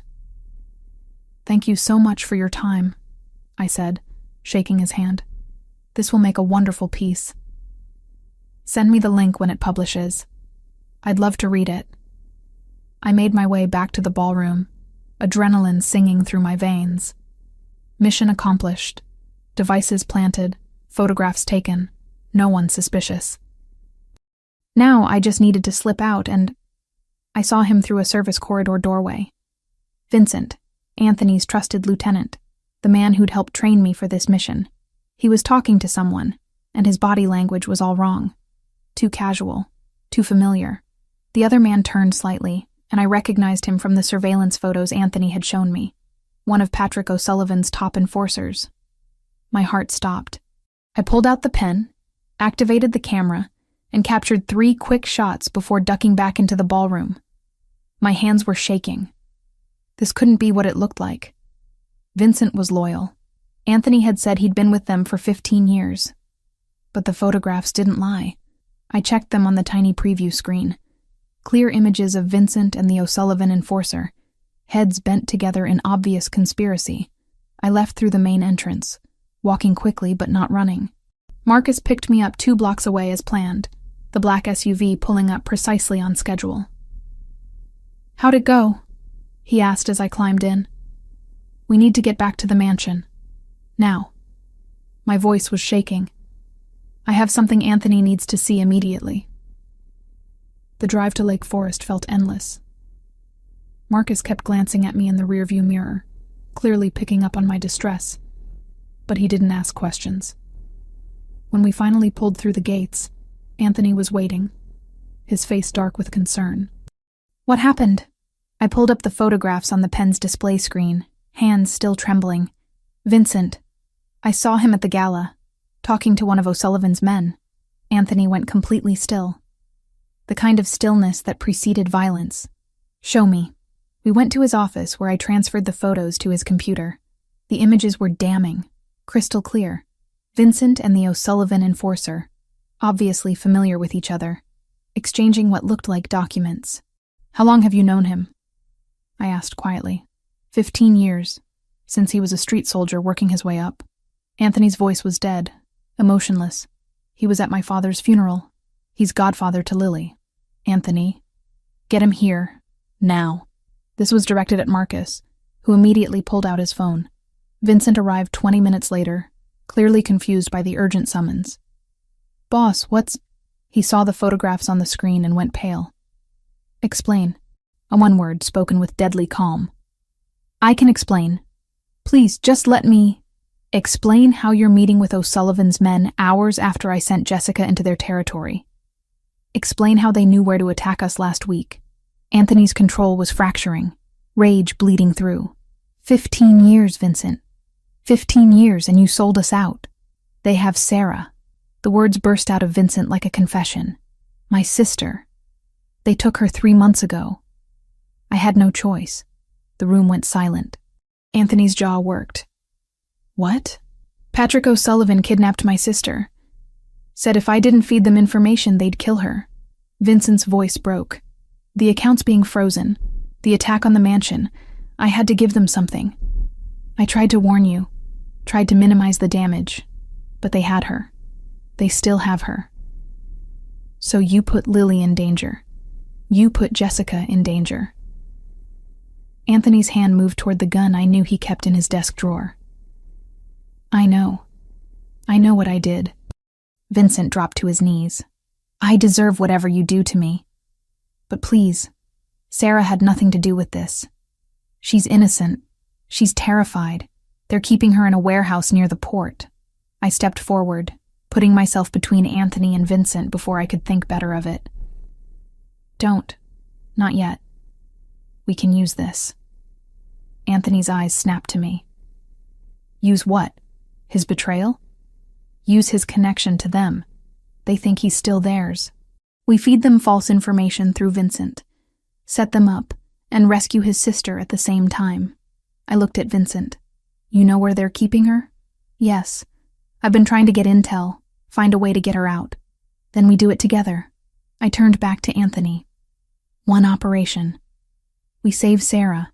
We gather evidence on O'Sullivan, and we turn Vincent into a weapon against them instead of us. Anthony stared at me like I'd grown a second head. Then slowly, his hand moved away from the gun. You're suggesting we trust the man who betrayed us. I'm suggesting we give him a chance to make it right, and use him to destroy the people who forced him into this position. I kept my voice steady. We're going to need every advantage we can get. Vincent knows their operations from the inside now. That's valuable. Vincent looked up at me, something like hope in his eyes. I'll do whatever it takes. I'll wear a wire, I'll testify, anything. Just help me save my sister. Anthony was quiet for a long moment, processing. Then, one chance. You fuck this up, you breathe wrong, and I finish what I should have done tonight. Understood? Understood. Good. Anthony turned to me. You're proposing we go after O'Sullivan directly. Take them down completely, not just defend against attacks. I'm proposing we stop playing defense and start playing offense. We have the financial evidence, the surveillance from tonight, Vincent's testimony about Sarah's kidnapping. We build a case that the FBI can't ignore, and we coordinate a simultaneous rescue and raid. A slow, dangerous smile spread across Anthony's face. You're more devious than I gave you credit for. I'm a journalist who's tired of being hunted. Time to turn the tables. Planning the operation took 3 days of meticulous coordination. Anthony's dining room became a war room, maps spread across the table, photographs pinned to boards, everyone speaking in low, urgent tones. Vincent provided the crucial details. Sarah's being held in a warehouse near the port of Chicago, industrial district, mostly abandoned at night. 2 guards, maybe 3. They move her every few weeks, but she's there now. I saw her last week when they made me verify she was still alive. His voice cracked on that last part. Anthony's expression remained hard, but he nodded. We'll need 2 teams. One at the port for the setup, one at the warehouse for extraction. I'll lead the warehouse team, I said. Everyone turned to look at me. What? You need someone who can document everything, get evidence that will hold up in court. That's me. Absolutely not. Anthony's voice was flat. You're a journalist, not a tactical operator, which is exactly why I need to be there. Any evidence gathered by your people can be challenged as tainted. But a journalist documenting a kidnapping rescue? That's gold for prosecution. I leaned forward. Besides, Hannah needs to be ready to publish everything simultaneously. She's the only person I trust with this. Anthony studied me for a long moment. Hannah's in Milwaukee. Then I bring her back. With your security escort, she comes back to Chicago, stays in a safe location, and publishes everything the moment we transmit it. I pulled out my phone. I'll call her now. Hannah answered on the second ring. Jess? Is everything okay? I need you to come back to Chicago. Tonight, if possible. It's important. There was a pause. How important? Career-defining. Potentially Pulitzer-level important. But also dangerous. I won't lie about that. I glanced at Anthony. You'll have protection, but this is the story we've both been waiting for our entire careers. I'm in. No hesitation. My parents will freak out, but I'm in. What do you need? Relief washed through me. Pack light. Someone will pick you up in Milwaukee in 3 hours. I'll explain everything when you get here. After I hung up, Anthony shook his head. You're both insane. We're both journalists who understand what's at stake. I met his eyes. The O'Sullivan organization has corrupted this city for decades. This is our chance to expose it all. Hannah and I didn't get into this business to write puff pieces. Vincent cleared his throat. I'll tell O'Sullivan that Anthony's meeting with a weapons supplier at the port tomorrow night. Vulnerable, small security detail. They'll take the bait. They'll come in force. Marcus added, expecting an easy kill. Good. Let them. Anthony's voice went cold. While they're focused on the port, we hit the warehouse. Jessica's team extracts Sarah and documents everything. We coordinate with the FBI to arrive at both locations simultaneously. Your FBI contact agreed to this? I asked. He wants O'Sullivan badly enough to bend some rules. As long as we deliver evidence and witnesses, he'll make the arrest stick. Anthony pulled up a map on his tablet. The warehouse is here. 3 entry points. We go in fast, extract Sarah, get the evidence, and get out before anyone realizes what happened. The next 24 hours blurred together. Hannah arrived looking terrified but determined. I briefed her in a secure room, showing her everything we'd compiled. Financial records, surveillance footage, testimony from Vincent about the kidnapping. Her eyes grew wider with each revelation. This is massive, she breathed. This could bring down half the city's construction industry. That's why timing is critical. You publish the moment I transmit the warehouse footage.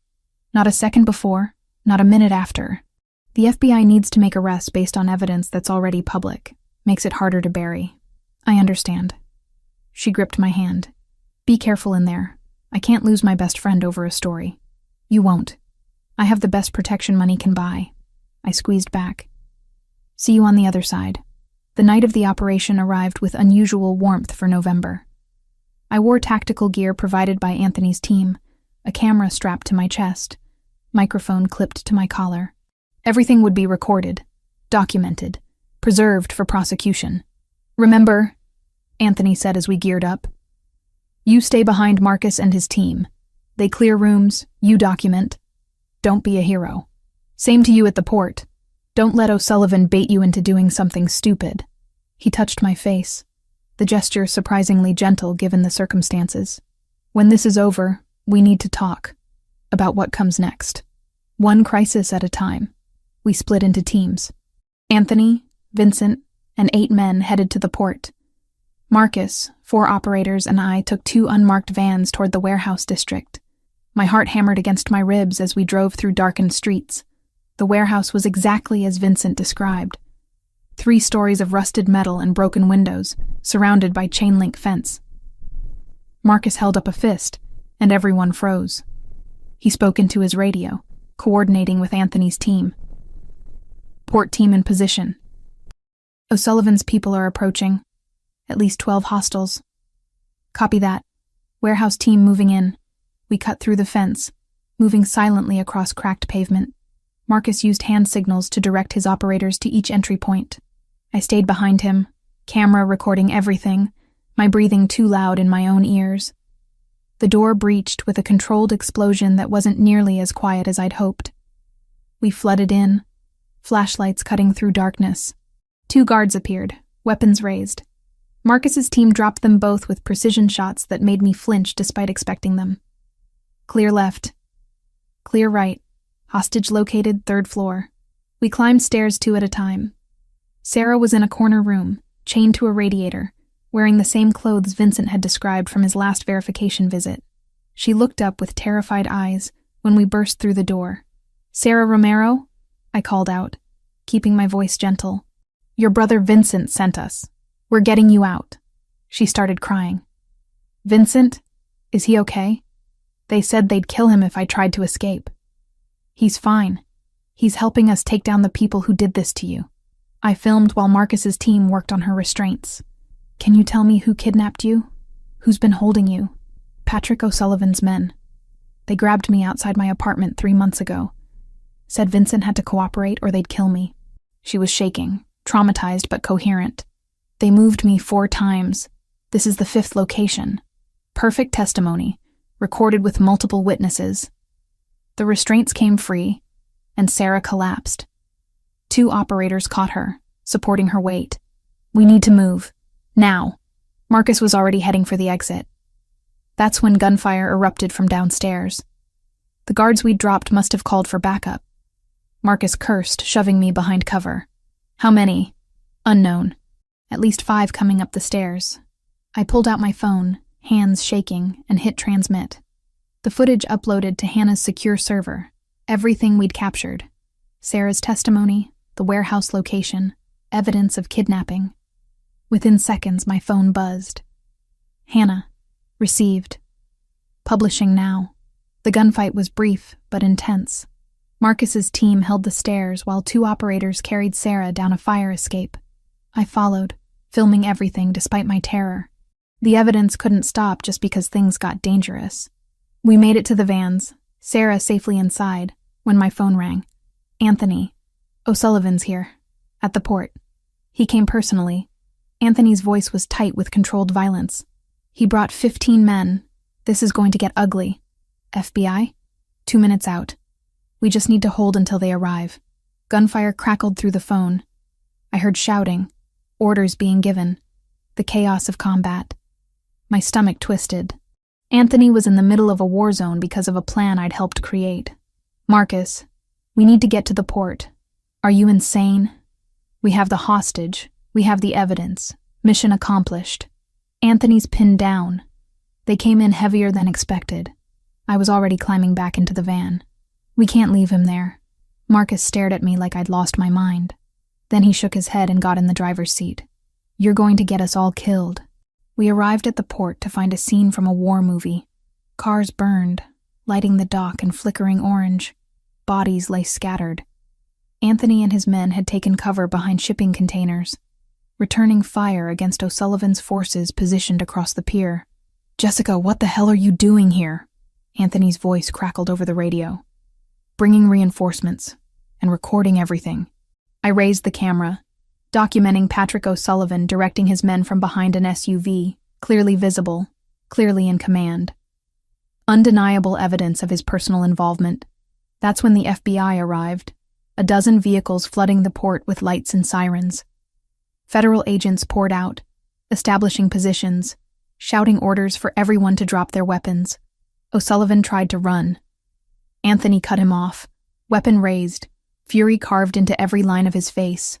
For a moment, I thought he'd pull the trigger. Instead, he lowered the gun and let the FBI take O'Sullivan into custody. The aftermath was chaos. Paramedics treated wounded men from both sides. FBI agents processed the scene, collecting evidence, taking statements. Sarah sat wrapped in a blanket, finally free, while Vincent held her and sobbed. I stood apart, camera still recording, watching it all unfold. My hands were shaking. I'd just participated in a gunfight, witnessed violence up close, crossed every line that separated journalist from participant. Anthony found me as the sun began to rise.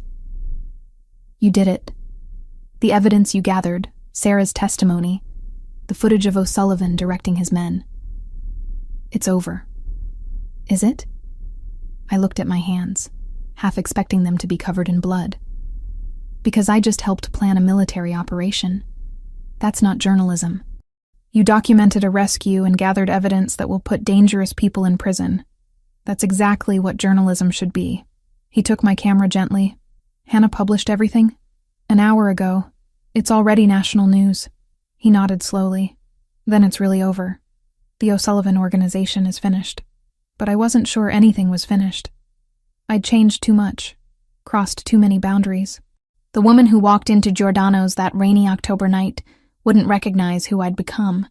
2 weeks after the fall of Patrick O'Sullivan's empire, I sat across from FBI Special Agent Thomas Reeves in a sterile conference room downtown.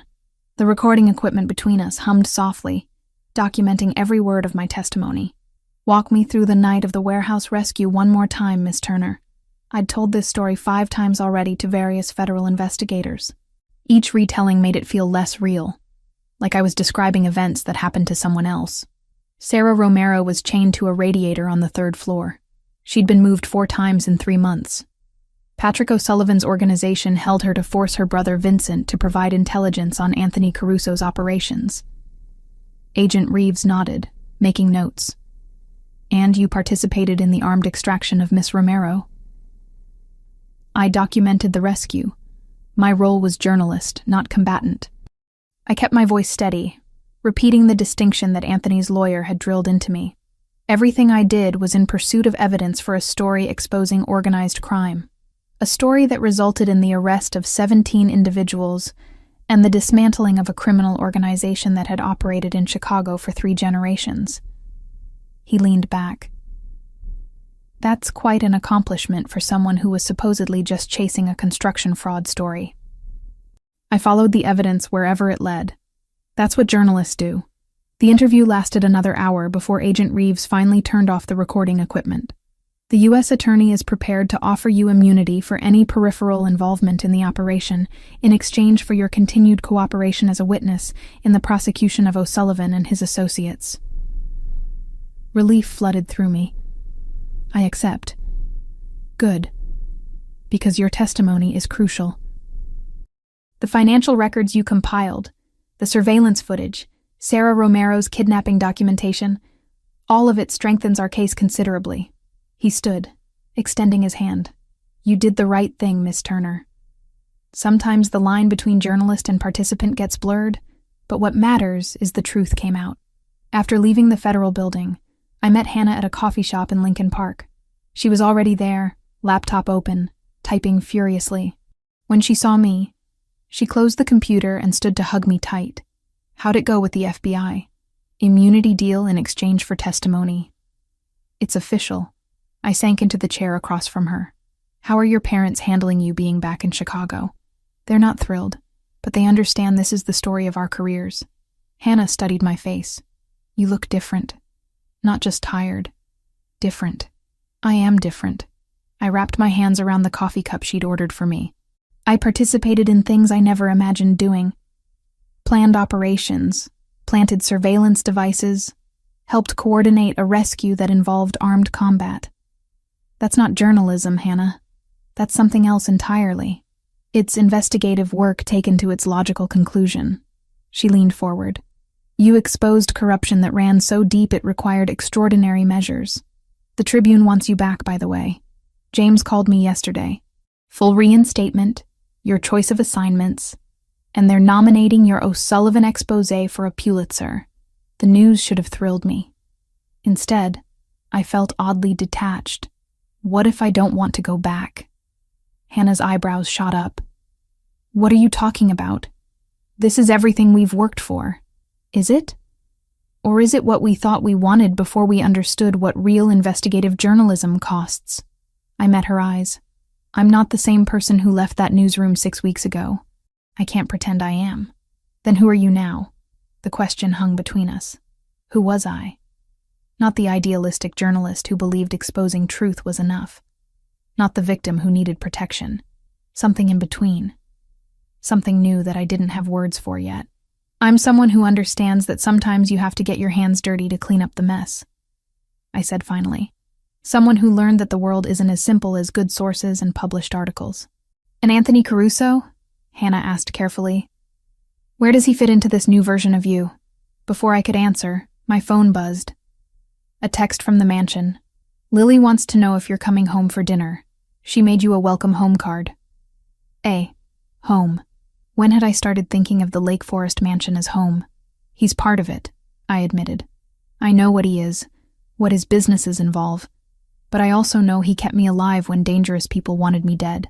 He gave me resources to expose corruption that law enforcement couldn't or wouldn't touch. And he's a father who loves his daughter more than anything in this world.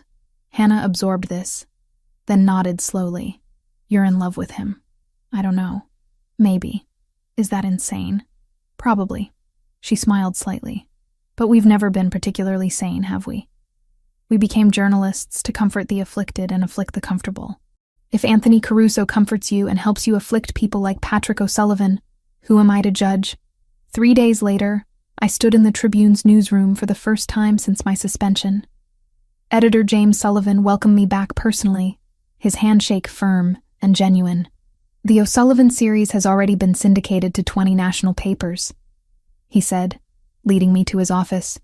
You've done exceptional work, Jessica. Work that matters. Thank you. I sat in the chair across from his desk. But I'm not coming back full-time. His expression shifted to surprise. What? Why not? Because I've found a different way to do the work that matters. I pulled out a folder I'd prepared. I want to continue investigating corruption in Chicago, but as an independent journalist with my own resources. I'll still publish through the Tribune when appropriate. But I need autonomy to pursue stories without corporate restrictions. James studied me carefully. This is about Caruso, isn't it? You're going to work with his resources. I'm going to use resources that allow me to investigate targets that are too dangerous or politically connected for traditional journalism to touch. I met his gaze directly. The O'Sullivan organization existed for decades because no one had the means to expose them properly. I do now. I'm not wasting that opportunity. After a long moment, James nodded. All right. Independent contractor status. You publish exclusively through us. We provide editorial support and legal backing, but you maintain control over your investigations. Deal? Deal. That evening, I returned to the mansion to find Lily waiting by the door, bouncing with excitement. Jessica, you're home. I made you something. She thrust a crayon drawing into my hands. It showed 3 stick figures, one tall with dark hair, one small with curly hair, and one medium-sized with brown hair, all holding hands in front of a house. Above them, she'd written in careful letters, "My family." Something in my chest cracked open. "Lily, this is beautiful. That's you." She pointed to the medium figure. "And Papa. And me. We're a family now, right?"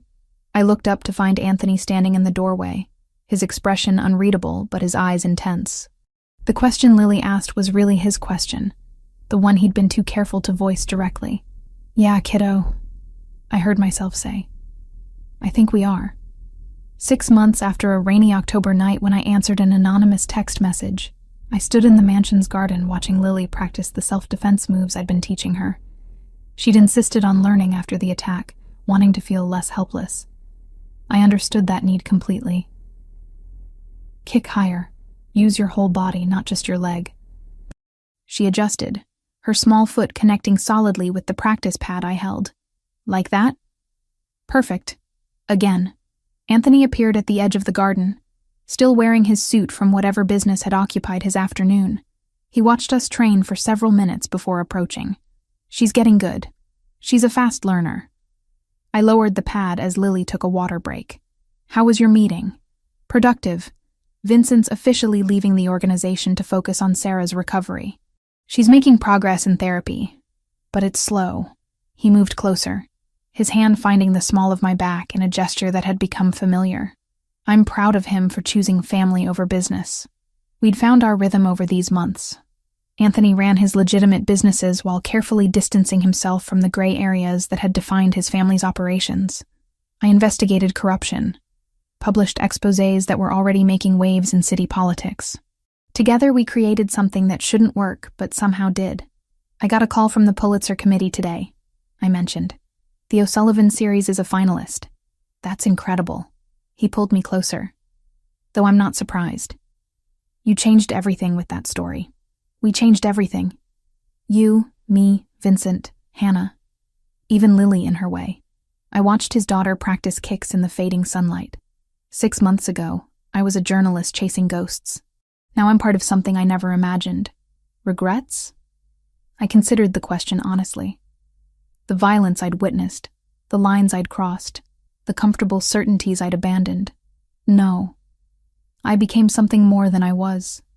Someone who protects the people she loves, no matter what that requires. Anthony turned me to face him fully, his amber eyes searching mine. "I love you, Jessica Turner. I know the timing's complicated and the circumstances are insane, but I've loved you since you threw yourself between my daughter and a hail of bullets." My heart hammered. "I love you too, even though you're probably the most complicated man I've ever met." He kissed me then, gentle and thorough, a promise of all the complicated tomorrows we'd navigate together. When we broke apart, Lily was watching us with undisguised delight. "Does this mean Jessica's staying forever now?" Anthony and I exchanged glances. Then I knelt to Lily's level. "Yeah, kiddo, I'm staying. Is that okay with you?" She threw her arms around my neck. "It's perfect." And standing there in the garden of a mansion I now called home, teaching a 7-year-old to defend herself while the man I loved watched over us both, I realized she was right. It was perfect, not in the way I'd imagined my life would unfold, but in the way that mattered most. I'd set out to expose corruption and found a family instead. I'd lost my comfortable certainties and gained something infinitely more valuable. The knowledge that sometimes the truth requires you to step off the sidelines and into the fight. That journalism isn't always about maintaining distance, but about understanding when proximity to danger is the price of real change. Vincent left organized crime to save his sister. I entered it to save myself. In the end, we both found redemption in the most unexpected places, and that was worth every line I'd crossed to get here.